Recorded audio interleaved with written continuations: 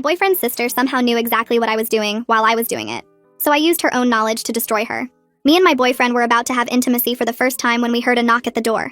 I peered from across the hall and saw it was his sister. "Oh, sorry if I interrupted anything. It's just so cozy here with the lighting like this." She glanced at the dimmed lights and the vanilla candle I'd just lit. "Perfect for Monopoly. Unless you and Apple were in the middle of something, Bunny." She called her brother that, and my blood went cold. Bunny was the name I called Noah when we were alone, never in front of anyone. Before either of us could say anything, she shoved past us and started setting up the game in the living room. I tried to be nice since Noah always said Danielle was going through a rough time, but my mind was racing. How could she possibly know that nickname? But then halfway through, while Noah was in the bathroom, she casually mentioned how much she loved the show. Love is Blind. My heart went cold. That show was my guilty pleasure, one that I only watched on my laptop while Noah was at work. The episode where the mom finds out about the affair? Do you know it? My stomach twisted because I'd literally just watched that episode. But how did she even know I watched that show? I only streamed it on my laptop with headphones. The next day I got my period. No one but Noah knew about it. I hadn't even called out of work yet. So when Danielle texted me the next morning and exclaimed, "Had the strangest dream about you bleeding last night. Hope you're okay." My hands literally went cold holding my phone. The timing was too perfect. I tried to bring it up to Noah that evening, keeping my voice light like I was just curious. But immediately his whole body changed like I'd never seen before. Jaw tight, shoulders stiff. "She's always had a hard time making friends. I'm all she has. And you're my first serious girlfriend. So this is really hard on her." His voice cracked a little on that last part. So I tried. I really freaking tried. I invited her to our movie nights, our Sunday brunches, everything. But then this pattern started that I couldn't ignore. Every single romantic dinner we planned, and I mean everyone, Danielle would suddenly get devastating stomach cramps exactly 30 minutes before our reservation. Noah would have to rush over with medicine and heating pads. The worst part was how stubborn Noah was on rationalizing everything. "She used to be my +1 for everything," he'd say, like that explained how she seemed to know every detail of our lives. Meanwhile, her behavior was escalating in ways that made my skin crawl. I posted our anniversary photo, just a simple selfie of us at dinner, and within an hour she'd posted a whole carousel of childhood pictures. Her and Noah in the bathtub as toddlers. The two of them slow dancing at some middle school formal, her head on his chest. She posted those within an hour, like she was watching my Instagram in real time. The caption made me want to throw up. "No one will ever know you like your day one." After that post, I needed distance from her, which is why I pushed so hard for the Costa Rica trip. We'd been saving for 6 months, taking overtime shifts and skipping takeout. Our flights were booked, hotels paid for, everything perfect. Until 2 days before leaving, when my phone lit up with Noah calling from his car. I could hear Danielle hyperventilating in the background. "She says she can't live without me for a whole week," he said, and I already knew what was coming. "She's having a panic attack, April. A real one. I've never seen her like this." We canceled the trip, lost 75% of our money, 2 days before our flight, the exact window to lose the most money. That night she posted a photo of us, except I was cropped out, with the caption, "Nothing better than sibling time." When I showed him, Noah looked genuinely torn and said, "I love you so much, but she's fragile and I'm scared of what she'll do." So I kept it together for Noah, until the day I was sitting on the toilet and decided to play Candy Crush. I hadn't played in months, and I'd last made it to level 367, but when the game loaded, my heart dropped. I was suddenly on level 950. An awful gut feeling washed over me. And after doing some digging, I found an app I didn't recognize buried in my accessibility settings. Family Safety Monitor. I googled it with my laptop. It was black market spyware that mirrors everything. Texts, photos, searches, even deleted content. And it can see through your camera. And guess when it was installed? 4 months ago. Right after Danielle helped me fix my phone when it was acting weird that one time. I sat there for an hour, half dissociating, half deciding what to do.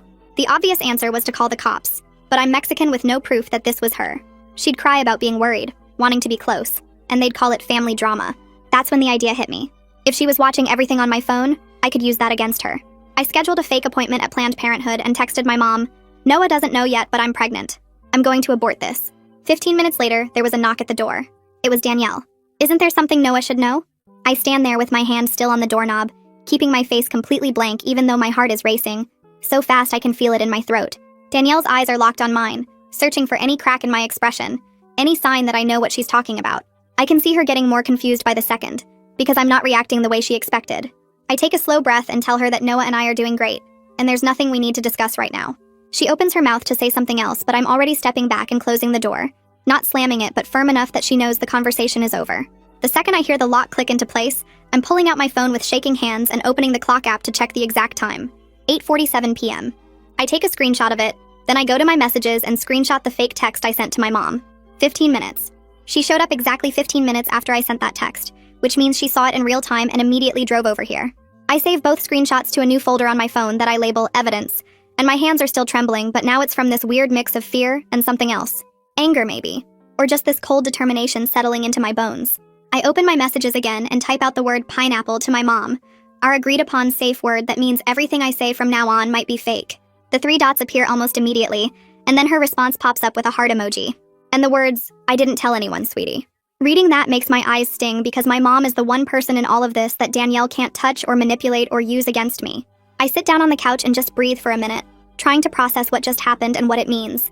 She's been watching everything on my phone for months, seeing every text and photo and search, and now I finally have proof that she's using that information. But I can't tell Noah yet because he'll just find some way to explain it away like he always does. I need more evidence, something so clear that even his protective instincts can't rationalize it. Noah comes home a little after 10 p.m. and I can hear how tired he is from the way he drops his keys on the counter and sighs. He walks into the living room and I watch his face carefully as he asks if Danielle stopped by earlier because she sent him some weird text about needing to talk to me. His first reaction isn't suspicion or concern about why she would show up unannounced. It's this automatic need to defend her and find an explanation. I can see it in the way his shoulders tense up and how he won't quite meet my eyes. I tell him, yeah, she stopped by, but it was nothing important. Just wanted to say hi. He looks like he wants to ask more questions, but he's too exhausted to push it. So he just nods and heads to the bathroom to shower. I sit there on the couch and make a decision right then. I'm not going to say anything to him about the spyware or my suspicions until I have evidence. So solid that even his need to protect his sister can't explain it away. I need to be smart about this, methodical, because if I accuse her without proof, then I'm the bad guy who's attacking his fragile sister. The next morning, I wake up before my alarm and can't fall back asleep, because my brain is already racing with everything I need to do. Noah leaves for his early shift around 6:30 a.m., and the second the door closes behind him, I'm up and making coffee. I sit down at our kitchen table with my laptop and start researching the Family Safety Monitor app, taking screenshots of every single thing I find. The permissions list makes my stomach turn, because it shows exactly what the app can do. It can see through my camera, read my deleted messages, track my location in real time, mirror everything to another device. I screenshot the install date that shows 4 months ago, right after Danielle helped me fix my phone when it was acting weird. I create a document and start organizing everything by date, writing notes about what each piece of evidence proves. The more I read about what this spyware can do, the more violated I feel, like she's been standing in my bedroom watching me for months. But I can't let myself fall apart right now. I channel all that sick feeling into cold determination and keep taking screenshots, keep building my case. During my lunch break at work, I find Vikram in the break room and ask if he can look at my phone privately. My hands are shaking a little when I say it, because asking for help makes this whole thing feel more real. Vikram has been my work friend for 2 years, and I trust him completely. But admitting out loud that someone has been spying on me is terrifying in a way I didn't expect. He can see something is seriously wrong from my face and he immediately says yes, of course he'll help. We go to an empty conference room and I pull up the accessibility settings to show him the app. I watch his expression change as he scrolls through the permissions, his eyebrows pulling together and his mouth getting tight. He looks up at me and says this is definitely spyware and it's mirroring everything to another device in real time. Then he tells me something I didn't expect. He says I need to keep the phone exactly as it is for now, because if I delete the app or change any settings, I could destroy the chain of evidence I'll need if this goes legal. Legal. The word makes my chest feel tight because I hadn't really let myself think that far ahead yet. After work, I stop at a convenience store 3 blocks from my apartment and buy the cheapest prepaid phone they have.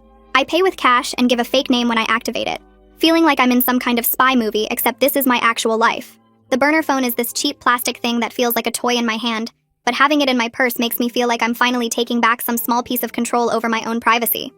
Danielle can watch my regular phone all she wants now because I have a way to communicate that she can't see. I program in my mom's number and Vikram's number and that's it. Nobody else needs to know about this phone yet. That evening, I'm sitting on the couch with my compromised phone and I create a fake calendar event for tomorrow afternoon at 2 p.m. I title it Therapy Intake Appointment and add it to a made-up address for a women's health center. In the notes section, I write, discussing relationship anxiety and communication issues with Noah to make it look completely real and personal. Then I just sit there and wait to see what happens. My heart beating hard in my chest. I'm testing her again, seeing if she'll take the bait, and part of me is hoping she won't because that would mean I'm wrong about all of this. But another part of me, the part that's been feeling crazy and paranoid for months, needs to know for sure. I sit there staring at my phone, waiting to see what happens next. 23 minutes pass and I'm checking Instagram every few seconds, my thumb sliding over the screen again and again. Then Danielle's profile picture appears at the top of my story feed with that little colored ring around it. My stomach drops. I tap it and there's a quote post with a thinking face emoji. The text says something about how some people hide their problems instead of facing them. My hands go cold holding my phone because there's no way, absolutely no way she could know about that therapy appointment, unless she's watching my phone right this second. The appointment isn't real, but she doesn't know that, and she just proved everything I suspected. I screenshot her story immediately, making sure the timestamp shows in the corner. Then I open my photos and scroll through everything I need to save. The spyware permission screen gets screenshotted first, then the install date showing 4 months ago. I go back to Instagram and screenshot Danielle's story again with my calendar app open in the background, so you can see both timestamps side by side. My hands are shaking, but I keep going, saving every piece of proof I can find. I spend the next hour on my laptop creating a folder called Evidence and dragging everything into it. Each screenshot gets renamed with the date and a note about what it proves. The spyware install date goes in first, then the fake calendar event I created, then Danielle's Instagram story posted exactly 23 minutes later. I add a text document with notes about the timing and what each piece of evidence shows. Looking at it all laid out like this makes the pattern impossible to ignore. The next morning, I'm sitting at my kitchen table with my laptop open, searching for privacy rights websites. I find a legal aid hotline number and my finger hovers over the call button for a full minute before I actually press it.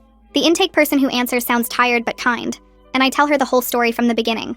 About the spyware, about Danielle knowing things she shouldn't know, about the fake pregnancy text and her showing up 15 minutes later. The woman listens without interrupting, and when I finish, she gives me a direct number for someone named Lena, who works as a privacy advocate. She says Lena deals with exactly this kind of digital harassment. Just hearing that there's a name for what's happening to me, that there are people who specialize in this, makes me feel less alone. I thank her and hang up. Then I stare at Lena's number for another few minutes before I save it in my contacts. 2 hours later, my phone rings with a number I don't recognize. I answer, and a calm voice says she's Lena, and she got my information from the legal aid hotline. We talk for 30 minutes about everything I've documented so far. She asks specific questions about the timing of each incident and what evidence I have for each one. When I tell her about my organized evidence folder, she sounds impressed. Then she tells me something that makes complete sense, but I hadn't thought of yet. She says I need to keep building evidence before I make any accusations, because people like Danielle often have explanations ready for everything. She says I need to make the pattern so clear that nobody can rationalize it away, not even Noah. Following Lena's advice, I open the Notes app on my compromised phone that same afternoon. I type out this whole fake confession about feeling guilty for lying to Noah about wanting kids someday. I make it sound really personal and raw, like something I'd write in a private journal that I never wanted anyone to see. I write about how I told him I wanted a family, but I'm not sure if that's true anymore. I write about feeling trapped and scared to tell him the truth.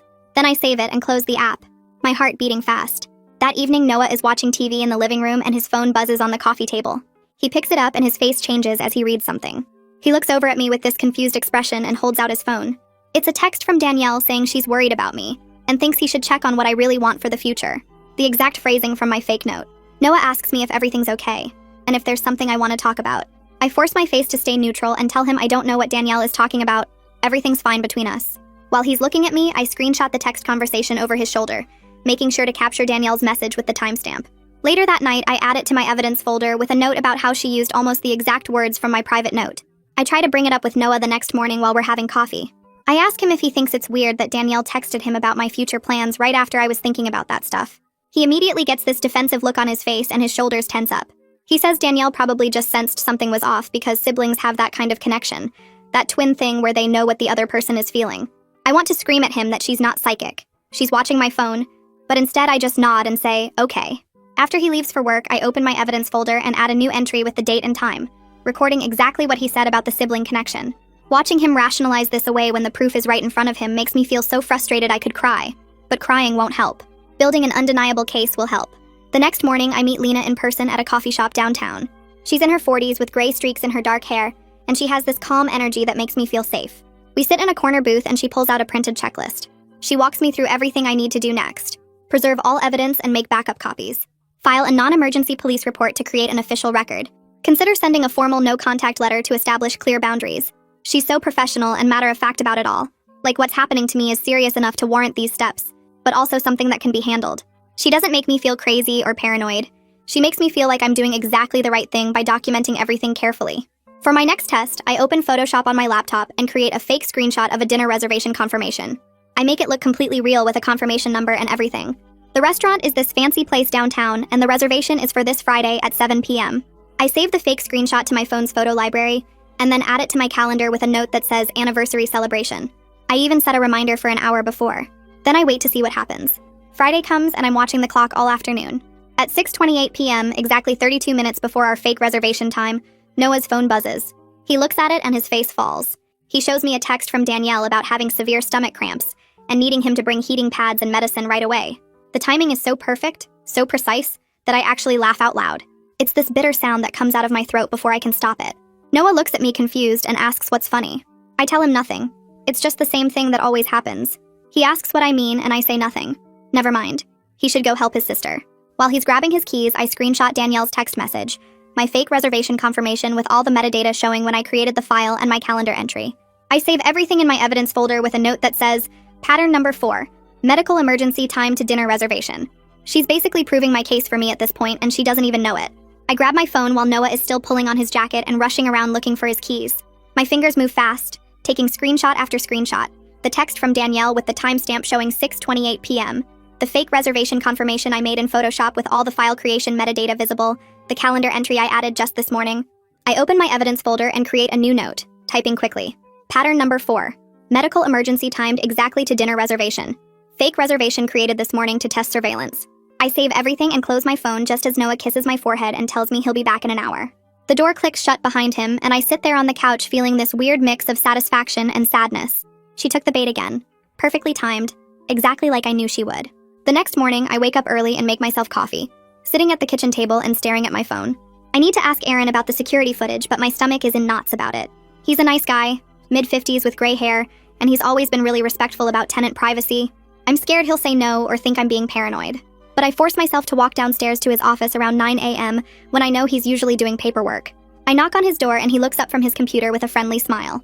I ask if I can talk to him about something kind of serious, and he gestures for me to sit down. My voice shakes a little as I explain that I'm documenting a harassment situation, and I need the hallway camera footage from last Tuesday night around 8:45 p.m. Aaron's face gets more serious and he asks if everything is okay, if I'm safe. I tell him I am, that I'm just building documentation in case I need to file a police report. He's quiet for a minute, thinking, and then he nods slowly. He says he can pull the footage, but he needs me to sign a form requesting it for legal purposes, and I agree immediately. That afternoon, around 3 p.m., I get an email from Aaron with 3 video files attached. My hands are literally shaking as I click the first one open. The footage is grainy black and white, but clear enough. It shows our apartment door and part of the hallway. I can see the timestamp in the corner, 8:35 p.m. Then at 8:39 p.m., Danielle appears in the frame.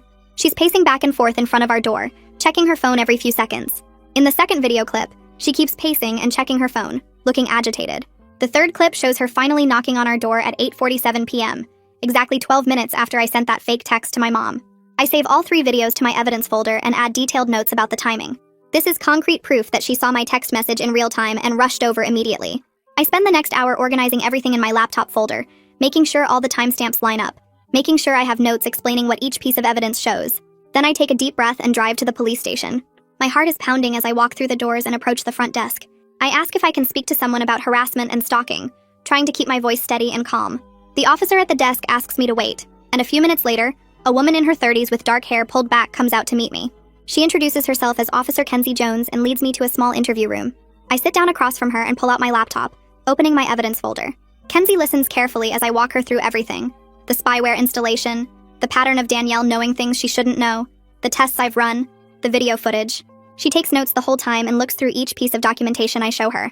When I finish, she leans back in her chair and tells me that what I have definitely shows a clear pattern of surveillance and harassment. But then she explains that I need to establish formal boundaries first, before they can take stronger legal action. I feel my heart sink a little because I was hoping this would be enough for immediate help. Kenzie must see my face fall because she quickly adds that filing a report today creates an official record, which is really important. She explains that I should file a formal incident report right now, and then send Danielle a certified letter documenting my boundaries clearly. She says that if Danielle violates those boundaries after being formally told to stop, then we would have grounds for a restraining order. The legal process suddenly feels more real and more possible than it did before. I spend the next hour filling out forms and giving my statement to Kenzie. She's really professional and takes everything seriously, which makes me feel less crazy about all the documentation I've been doing. When I finally leave the station, I feel exhausted, but also weirdly empowered. That evening, I decide to run one more test before I confront Noah with everything. I open my streaming service app on the compromised phone and change my password. Then I search for a show called The Affair and add it to my watch list. I mark several episodes as watched, making it look like I've been binge watching this show about cheating.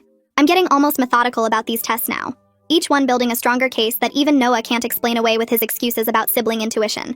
I set my phone down and start making dinner, checking the time. 8 minutes later, my phone buzzes with an Instagram notification. Danielle has posted a meme about people who watch shows about cheating because they're guilty themselves, with a bunch of side-eye emojis and laughing faces. The speed of her response is almost impressive in how obvious it is. I screenshot her post with the timestamp showing and add it to my evidence folder, noting that it came exactly 8 minutes after I added the show to my watch list. The next day during my lunch break, I meet Vikram at a coffee shop near our office. He's already ordered us both sandwiches and he looks concerned when I sit down. I show him all my evidence and explain what the police said about needing documentation.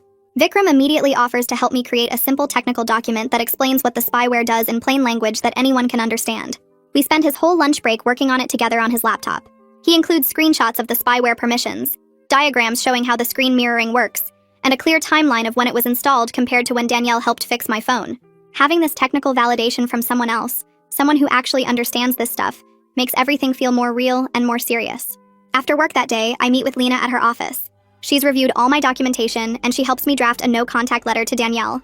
We make it completely factual and unemotional, just listing specific incidents with dates and times and stating clearly that I want no further contact of any kind. Reading it over when we're done, I feel this strange mix of emotions. I'm proud of myself for standing up and setting boundaries, but I'm also sad that it's come to this with my boyfriend's sister. I never wanted to be the girlfriend who caused problems in his family. That evening when Noah gets home from work, I ask him if he'll go to couples counseling with me. I keep my voice as calm and reasonable as possible, trying not to sound accusatory or upset. I tell him that I love him so much, but I'm really struggling with how close he is to Danielle, and I think having a neutral third party could help us communicate better about boundaries. Noah's whole body goes stiff, and he pulls back from me on the couch, shaking his head before I even finish talking. His jaw tightens, and he starts saying how Danielle is going through such a hard time right now, and he can't just abandon her when she needs him most.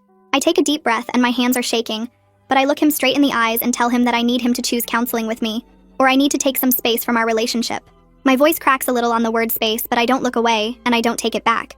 Noah stares at me for a long moment, and I can see him fighting with himself, wanting to argue or explain or defend Danielle like he always does. But something in my face must tell him I'm serious this time, because he just nods slowly and says, "Okay, he'll think about it." I go to bed that night feeling sick to my stomach because thinking about it isn't the same as agreeing, but at least I said what I needed to say. The next morning, I wake up before Noah and grab my old compromised phone from where I've been keeping it in my nightstand. I open my email app and start typing a new message to myself with the subject line, "Police Evidence-Danielle" in all caps. I don't write anything in the body of the email. Just save it as a draft without sending it. My heart is pounding because I know she's probably watching right now, seeing this draft appear on her mirrored screen, and I wonder if she'll panic enough to show up again. I set the phone down on the kitchen counter and start making coffee, trying to act normal even though I feel like I'm setting a trap that might actually work this time. I get to work around 9 and settle into my usual morning routine of checking emails and updating spreadsheets. Around 11, my desk phone rings, and it's the security guard downstairs saying there's someone here asking for me urgently, claiming it's a family emergency. My stomach drops because I know exactly who it is before he even says her name. I take the elevator down to the lobby, and there's Danielle standing by the front desk with tears streaming down her face, mascara smudged under her eyes. She looks desperate and angry at the same time, her hands clenched into fists at her sides. The security guard, an older guy with gray hair whose name tag says Arkin, looks uncomfortable standing between us. I walk up slowly and keep my face as blank as possible, even though my heart is racing so hard I can feel it in my throat. Danielle starts to move toward me, but I hold up my hand and tell her very clearly that I don't want to talk to her privately. My voice comes out steadier than I expected, and I say that if she has something to say, she can say it right here in the lobby with witnesses. She starts crying harder and reaches for my arm, but I step back and Arkin moves slightly closer to her. She's saying something about how I'm trying to turn Noah against her and how she just wants to talk. But her voice is getting louder and people walking through the lobby are starting to stare. Arkin asks her politely to leave, and when she doesn't move, he tells her more firmly that she needs to exit the building now. I make sure to look at his name tag again and check the time on my phone, taking a mental note that it's 11:14 on a Tuesday morning.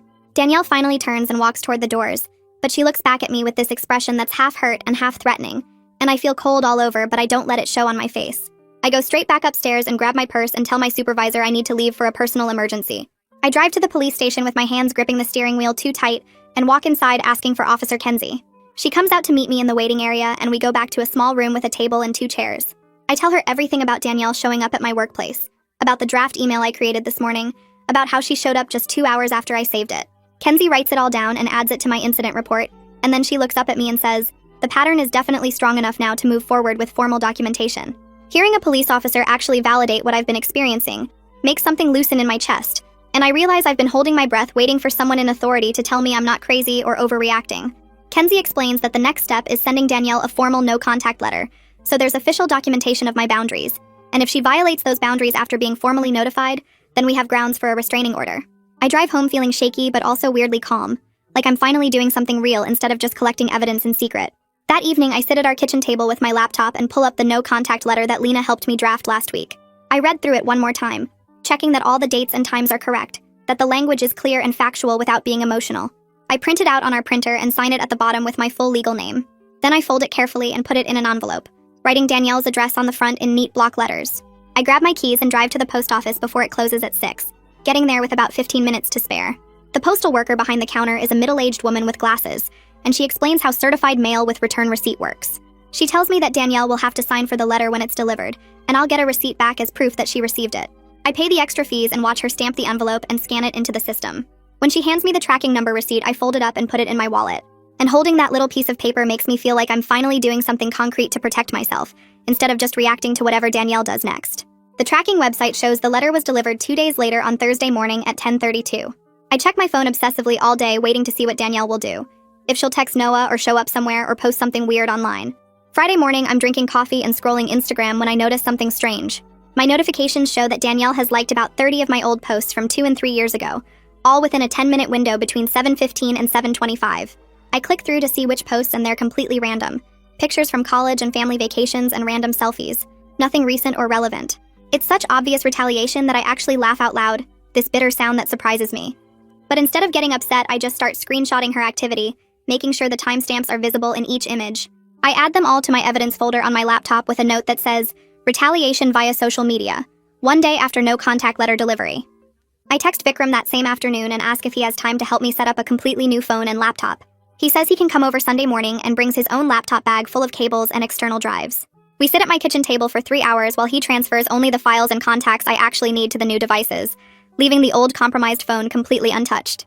He explains that he's making a complete forensic clone of the old phone's data and storing it on an encrypted external drive, preserving everything exactly as it is in case I need it for legal stuff later.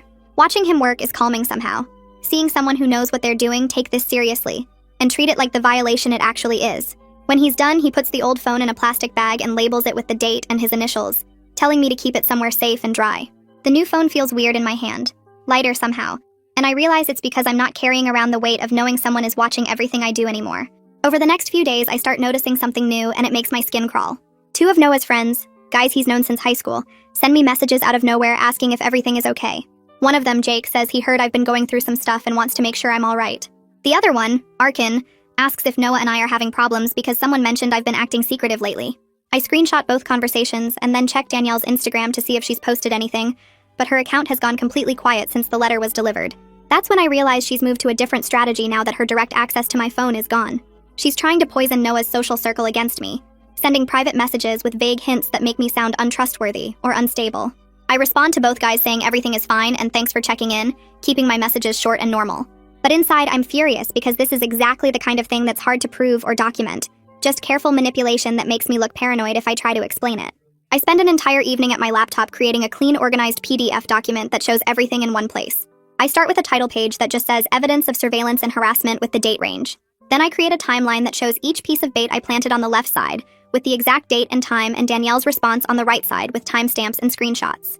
The fake pregnancy text and her arrival 15 minutes later with video footage from the hallway camera. The fake therapy appointment in my calendar and her Instagram story 23 minutes later. The fake dinner reservation, and her text to Noah about stomach cramps exactly 30 minutes before. The draft email about police evidence and her showing up at my office 2 hours later. Every single trap laid out in order with the proof right next to it. Then I add a section with Vikram's technical document explaining what the spyware does and when it was installed. Another section with the security footage and police reports. A final section with screenshots of her retaliatory behavior after the no-contact letter. When I'm done, the PDF is 42 pages long, and laying it all out like this makes the pattern impossible to deny. She's been watching my phone in real time for months, and I have proof of it that even Noah can't explain away with his excuses about sibling intuition or coincidence. I save the file with a password and email it to myself at 3 different email addresses, just to make sure I don't lose it. Then I sit back and look at the document on my screen and feel this weird mix of pride and sadness. Proud that I stood up for myself and documented everything so carefully, but sad that it had to come to this with my boyfriend's sister in the first place. I print out the certified mail receipt and hold it in my hand while I walk to the living room where Noah is watching TV. My stomach feels tight, but I keep my voice steady when I tell him we need to talk about counseling again, and I can see his shoulders go tense before I even finish the sentence. He starts to say something about how Danielle needs him right now, but I hold up the receipt and tell him this is my boundary. Counseling, or I need space from this relationship. The words come out firmer than I expected, and I watch his face change as he realizes I'm serious this time. He looks at the receipt for a long moment, his jaw working like he's trying to find the right words, and when he finally nods, his whole body looks tired in a way I've never seen before. He agrees to 1 session, just 1, and I can see in his eyes that part of him knows something is really wrong, but he's still too scared to face what that might mean about his sister. The next morning, I call Lena from my new phone and ask if she can do a conference call with Officer Kenzie to coordinate how I should present my evidence at the counseling session. Lena picks up on the second ring and immediately agrees, saying she'll loop Kenzie in within the hour. When the three of us are on the line together, I explain that Noah finally agreed to counseling, and I want to show him the evidence there with a neutral witness present. Kenzie asks if I'm worried about my safety, and I tell her no. I'm more worried about compromising any potential legal case if I present things wrong. Lena jumps in and says that having a therapist witness Noah's reaction to the evidence could actually strengthen my documentation of the pattern, showing that I tried to address this through proper channels before escalating further. They both walk me through exactly what to bring, how to present it calmly, and what to do if Noah gets defensive or tries to leave. By the time we hang up, I feel like I have a game plan instead of just panic. That afternoon, I pull out the old cloned phone that still has the spyware running, and I create one final test. I open a flight booking website and take a screenshot of a fake confirmation for a solo trip to visit my college roommate Ava next month, making sure the dates and flight numbers look completely real. I save the screenshot to my photos and add the trip to my calendar with notes about packing and what to bring Ava as a gift. Then I set the phone down on my kitchen counter and go make myself lunch, forcing myself to act normal even though my heart is racing. I check my watch every few minutes, counting down, waiting to see if Danielle will take the bait one more time. 18 minutes later, Noah's phone starts buzzing on the coffee table where he left it. I walk over and see his screen lighting up with message after message from Danielle, the notifications piling up so fast he can't possibly read them all. He picks up his phone looking confused and starts scrolling through, his eyebrows pulling together as he reads. She's sending him this flood of texts about how she can't handle him abandoning her, how she thought they were closer than this, how a whole week away is too much for her to bear right now. Noah looks up at me with this completely lost expression and asks if I'm planning a trip somewhere, because Danielle seems to think I'm leaving for a whole week. My fake booking was for 6 days, not 7. And I watch him stare at his phone trying to figure out how his sister could possibly know about a trip we never discussed. I tell him calmly that I was thinking about visiting Ava, but hadn't mentioned it to anyone yet, and I can see the gears turning in his head as he tries to make sense of the timing. 3 days later, we drive to the counseling office in separate cars because Noah has to go straight to work after. The building is this old converted house with a waiting room that smells like lavender, and I sit there with my folder of evidence on my lap, feeling like I might throw up. When the door opens, Joyce walks out and introduces herself. This calm woman in her 50s with gray hair and kind eyes. She leads us into her office and gestures to a couch, explaining that her job is to help us communicate more effectively, not to take sides. The room is small and comfortable with soft lighting and plants on the windowsill, and I feel this weird mix of nervousness and relief that we're finally here with someone neutral who can witness what I'm about to show Noah. Joyce asks us what brought us to counseling today, looking between us with this patient expression. I take a breath and pull out my printed timeline, the pages slightly crumpled from how tightly I've been gripping them. My hands are shaking just a little as I hand the document to Noah, and I explain as calmly as I can that I discovered spyware on my phone, and I've been documenting the pattern for the past 2 weeks. Noah takes the papers looking skeptical, and I watch his face as he starts reading the first page where Vikram laid out the technical explanation of what Family Safety Monitor does. His eyes move across the lines, and I can see his certainty starting to waver as he reads about camera access, deleted message recovery, real-time location tracking. Noah looks up at me with this expression that's half confused and half defensive, and he asks how Danielle could possibly know all these things, if it wasn't just coincidence or sibling intuition.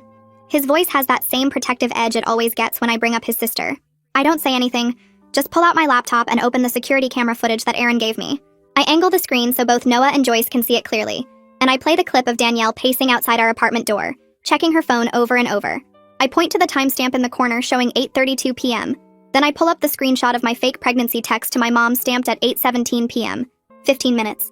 Noah watches the video play, and I can see the exact moment when his certainty starts to crack, his mouth opening slightly like he wants to argue but can't find the words. Joyce leans forward slightly and starts talking in this gentle but firm voice about the difference between supporting someone and enabling harmful behavior. She explains what healthy boundaries with family members look like, using words like enmeshment and codependency that I've read about online but never heard said out loud in relation to Noah and Danielle. I watch Noah struggling with this, his whole body tense, and I can tell his identity as Danielle's protector is being challenged in a way that makes him deeply uncomfortable. But he's listening, really listening, in a way he never has before when I've tried to talk about this. His eyes stay on Joyce and he nods occasionally, and I feel this tiny spark of something that might be hope. Right in the middle of Joyce's explanation about what enmeshment means, Noah's phone starts ringing in his pocket. He pulls it out and I see Danielle's name on the screen, and before he can answer, Joyce asks him gently if he can silence it and stay present in the session. The phone keeps ringing and Noah stares at it, his thumb hovering over the answer button. Then it stops and immediately starts ringing again. And again. 5 calls in a row, each one going to voicemail before the next one starts. Joyce repeats her request, her voice still calm but with a little more firmness, and I hold my breath waiting to see what Noah will do. He looks at the phone one more time, then hits the side button to silence it and puts it face down on the couch next to him. It keeps buzzing silently, but he doesn't pick it up, and I feel this wave of relief so strong it makes my eyes sting. After the session ends, we walk out to the parking lot in silence, both of us processing everything that just happened. Noah gets in his car but doesn't start it right away, just sits there staring at his steering wheel. I pull out the old cloned phone and open my messages, and I show Noah what I'm doing as I type a very specific phrase to myself, thinking about getting a dog next spring. I send it and show him the timestamp. Then I put the phone away and tell him to wait 20 minutes. We sit in our separate cars and I watch the clock on my dashboard tick forward, my heart beating hard in my chest. At exactly 19 minutes, Noah's phone lights up and he holds it up to show me through his windshield. Danielle has posted an Instagram story with a picture of a puppy.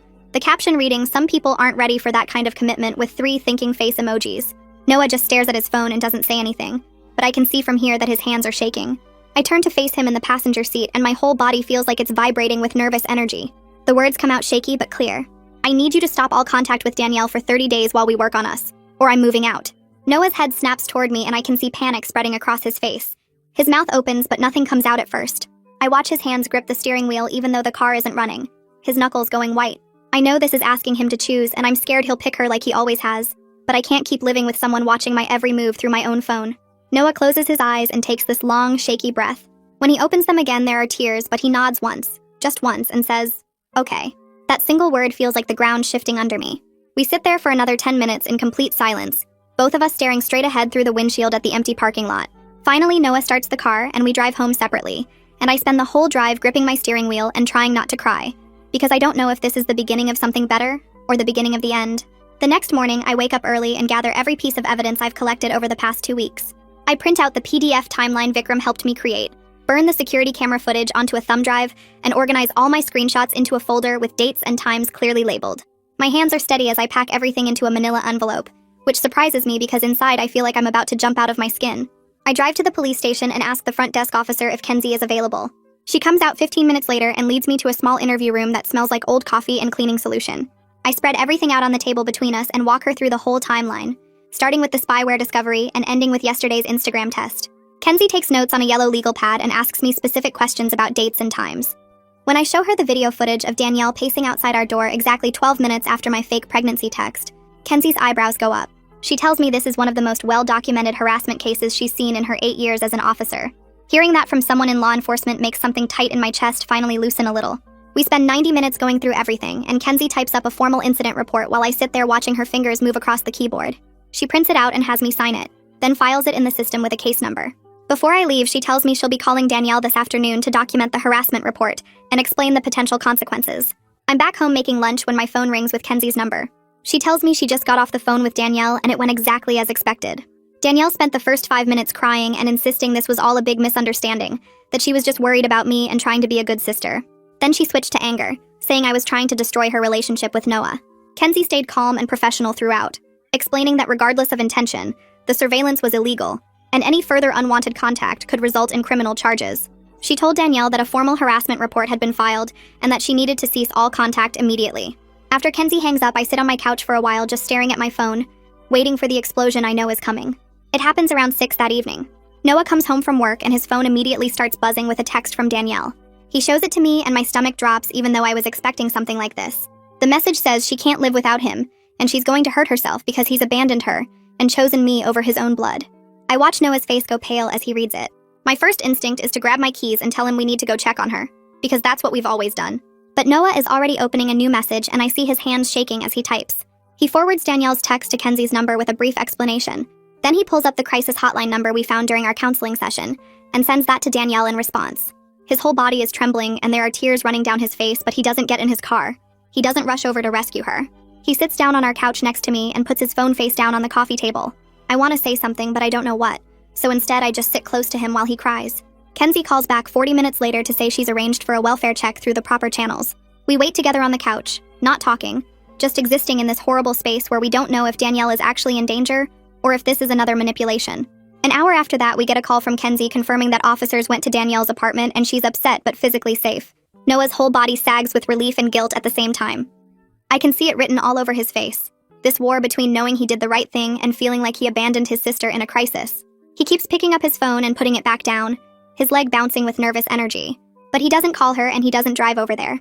The pattern we've been trapped in for months, where Danielle creates a crisis and Noah drops everything to fix it, that pattern just broke. It doesn't feel good or triumphant like I thought it might. It just feels heavy and sad and necessary. The next morning, Noah and I sit at our kitchen table with our laptops and phones spread out between us. We spend 3 hours creating a complete security plan. New passwords for everything. Nothing recycled or similar to old ones. 2-factor authentication on every account that offers it. We set up new email addresses that Danielle has never seen and start migrating our important accounts.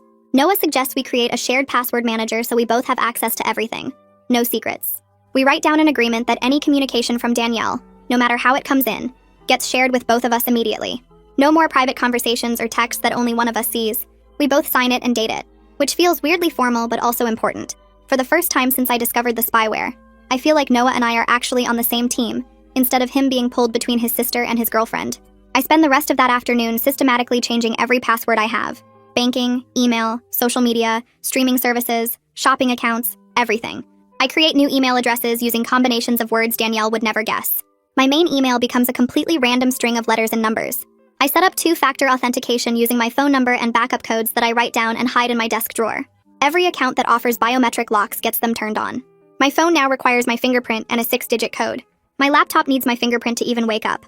I'm building walls around my digital life that Danielle can't breach anymore, and with each password I change, I feel a little bit more like I'm taking back control.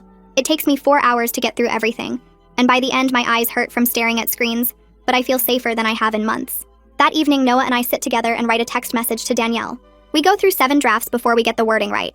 It needs to be clear and firm without being cruel. It needs to establish the boundary without leaving room for negotiation. The final version says he won't be responding to any contact for the next 30 days and provides only the crisis hotline number for emergencies.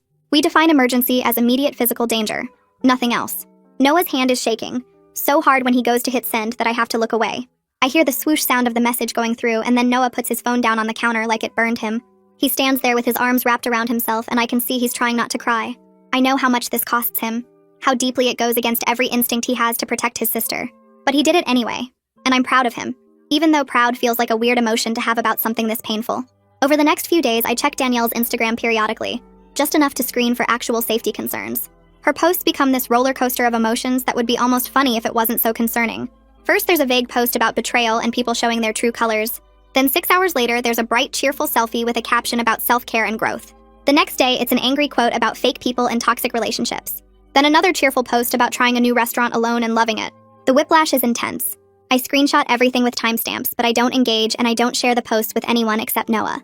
Joyce talked about disengagement in our session, about how sometimes the healthiest thing you can do is stop participating in someone else's chaos. So I practice that art of watching without reacting, documenting without engaging, staying aware without getting pulled back in. 2 weeks after we set the no-contact boundary, I meet Lena at the same coffee shop where we first talked. She's already there when I arrive, sitting at a corner table with a stack of papers in front of her. I order a coffee and sit down across from her.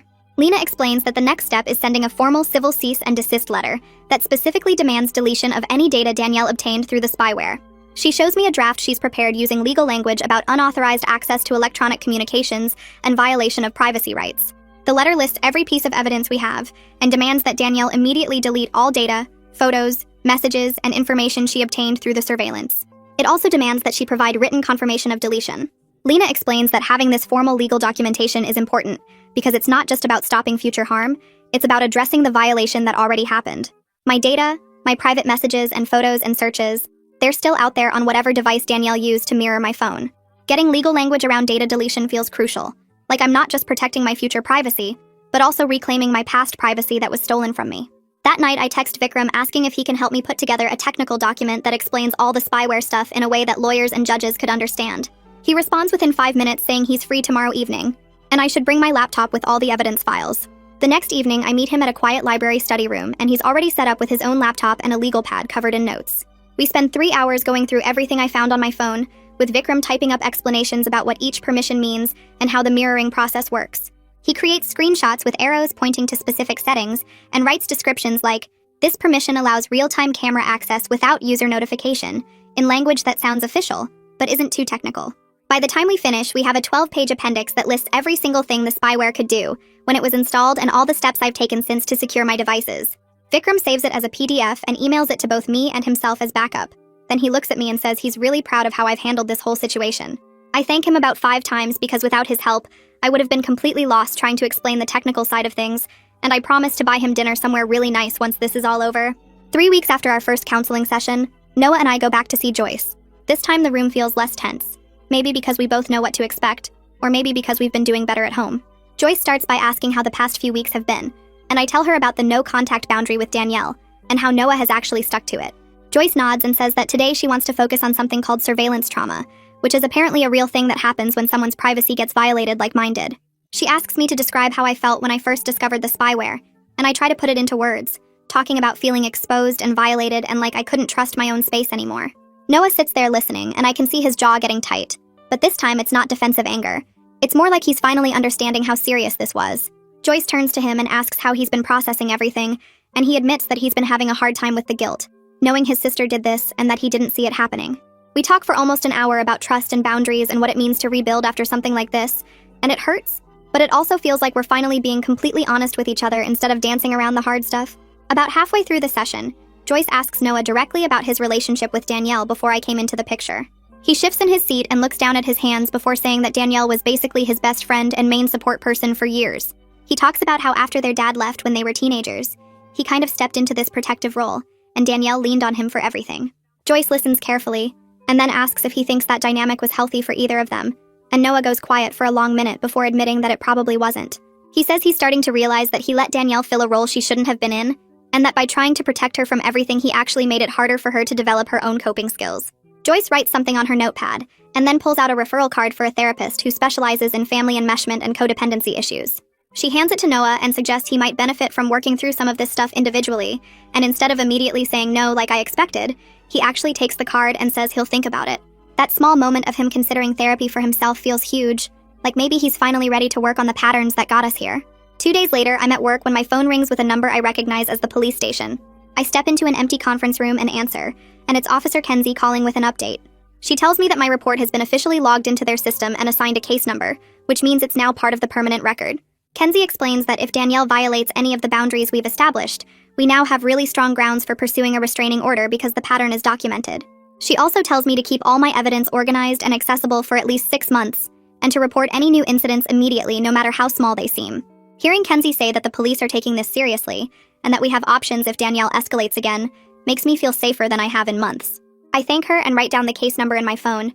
Then I sit in that conference room for a few extra minutes, just breathing and letting myself feel relieved that the system is actually working the way it's supposed to.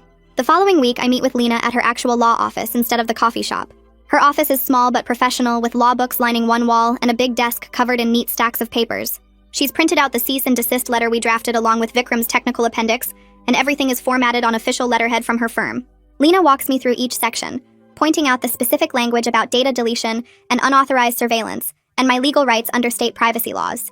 The letter demands that Danielle immediately delete all data she obtained through the spyware, provide written confirmation of deletion, and cease all contact and monitoring.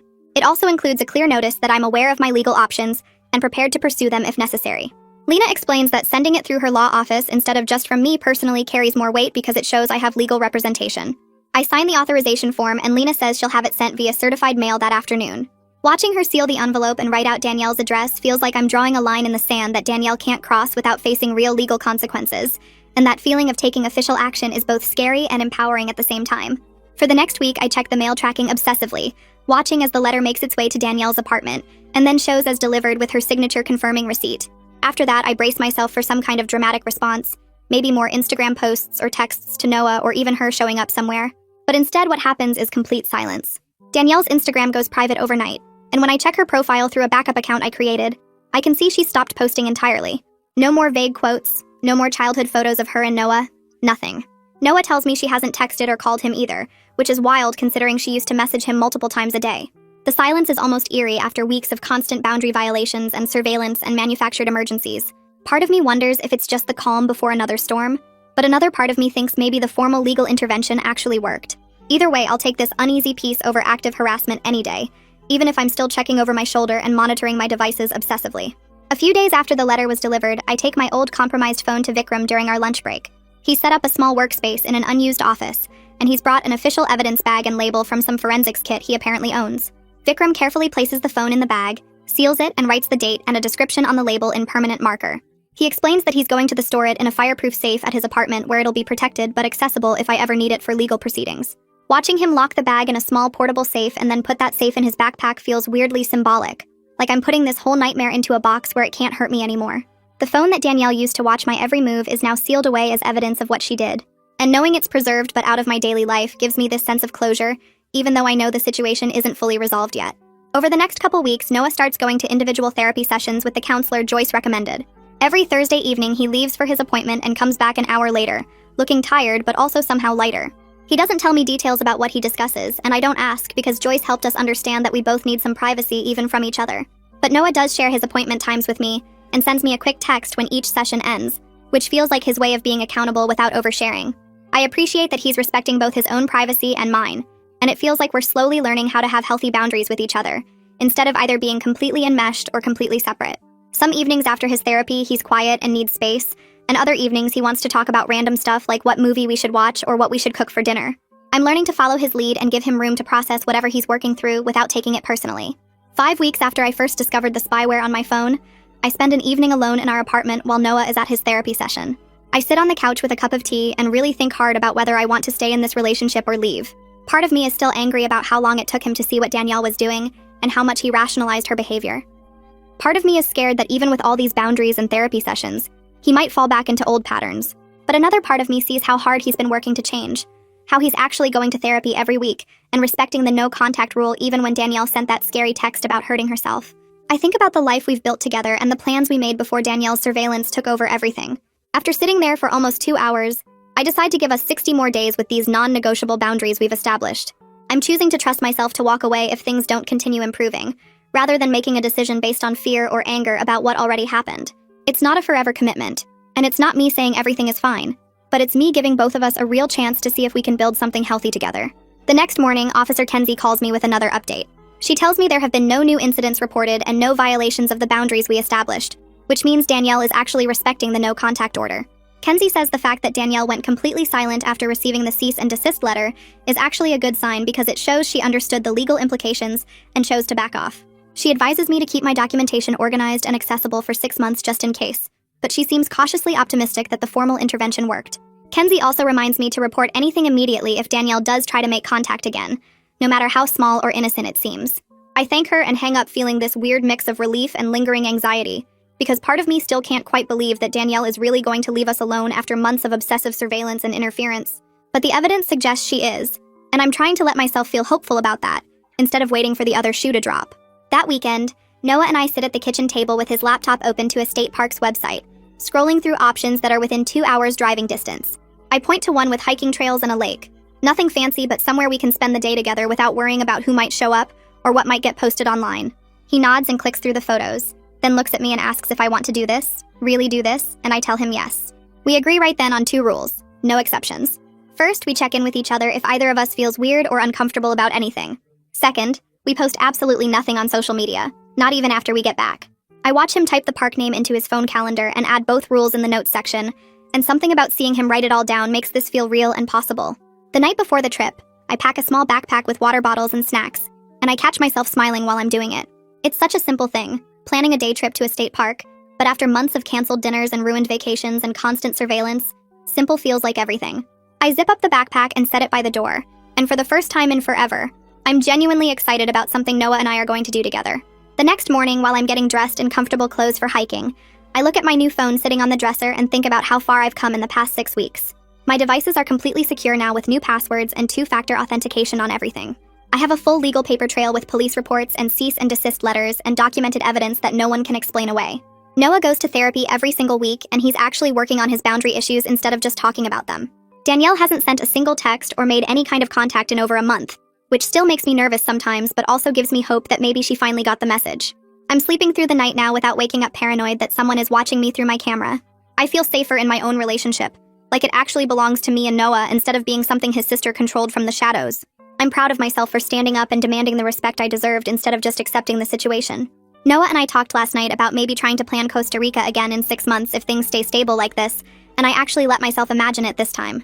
I can picture us on that trip together, just the 2 of us, without anyone sabotaging it or showing up or having a convenient emergency. The relationship I fought so hard to protect is finally starting to feel like it's really ours, and that's worth everything I went through to get here.